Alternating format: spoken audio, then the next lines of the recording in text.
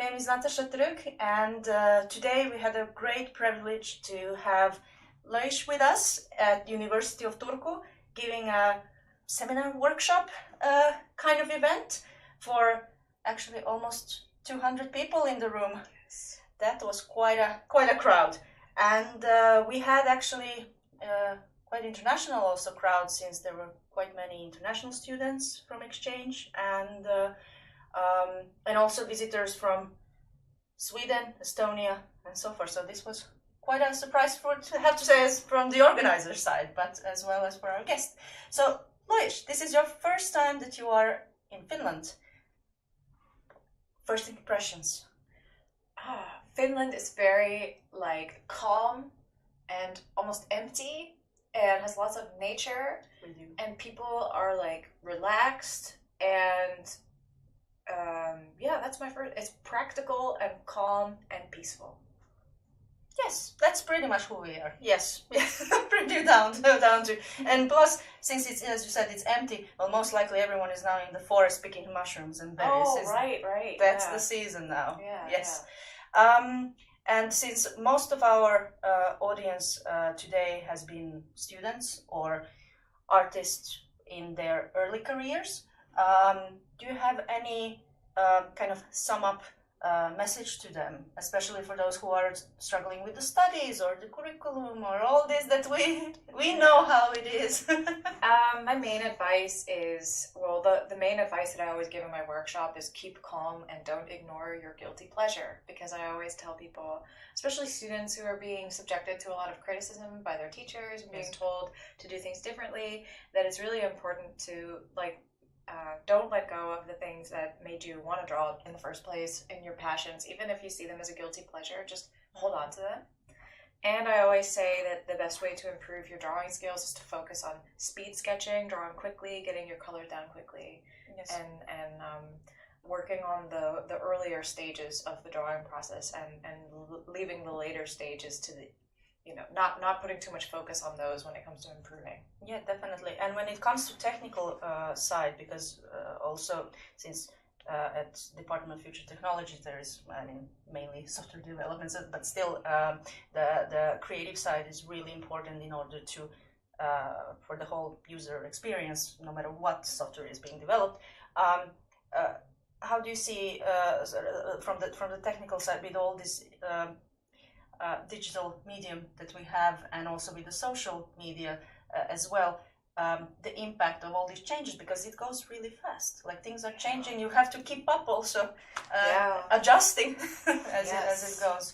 Definitely. I always think about when I was born, sort of, and learning to draw as a young child, what kind of things were going on at the time, what was seen as relevant in the art scene in that time, and that was Bob Ross and the first drawing tablet that was super basic, and movies like The Land Before Time and that kind of thing. And then I think about how different that is to now, and it's a message that things are constantly changing, and if I had built my career in that time on the assumptions that existed about art in that time, then I wouldn't be able to keep up with the changes now.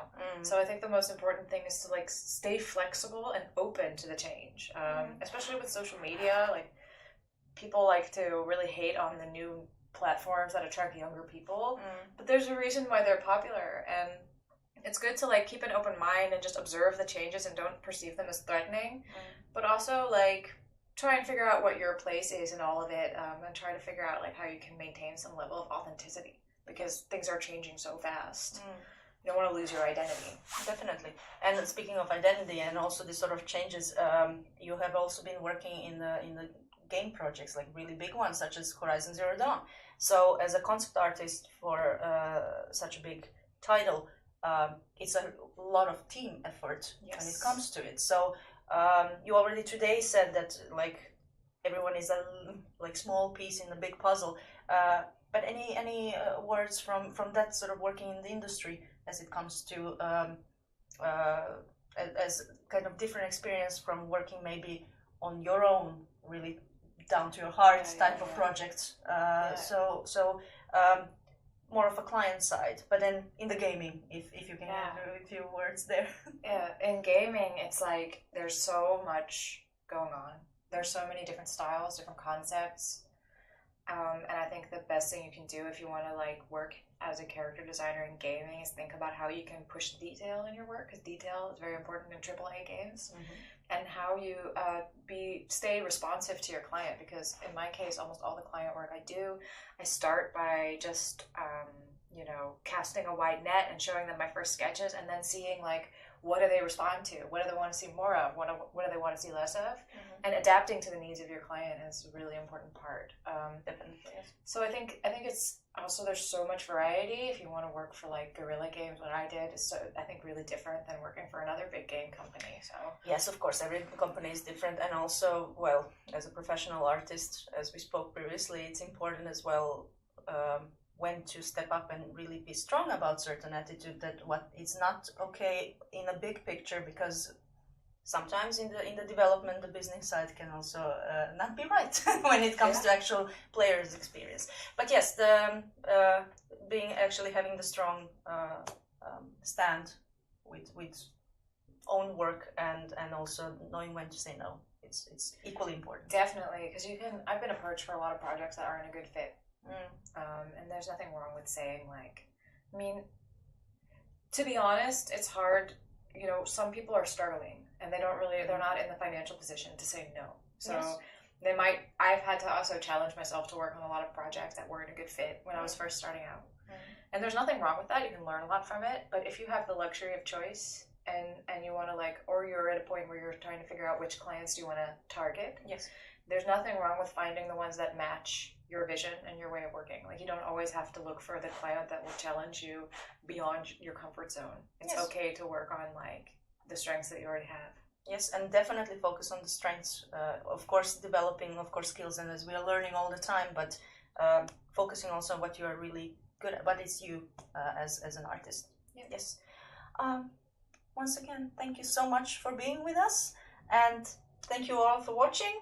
And there will be more of this type of events, and we will make sure that Loish comes back soon enough. So thank you. Yeah, thanks for having me.